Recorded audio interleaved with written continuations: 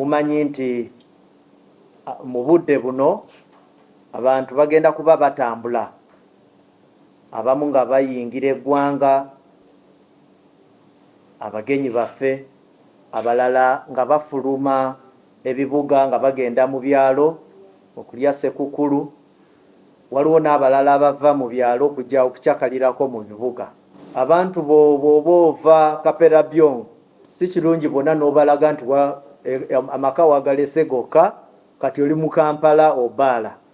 Wabeerawo abantu abamu ababa bakumonitaringa ku mitimbagano egyo, basobola okumanya nti kati amaka go gali free. Omuntu asobola okubuuka ekikomera n'akolawo kyakola.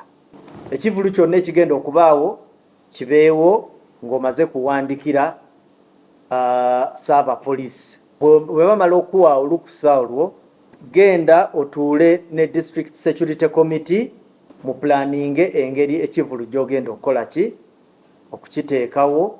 Ekitongole ekya poliisi ebyokunguudo oba poliisi ebyokunguudo etadde essira mu bikwekweto ebyenjawulo okulaba nti waliwo obutebenkevu, ate ebikwekweto ebyo twabitumye erinnya nti tuuka mirembe oba tuuka nga oli mulamu.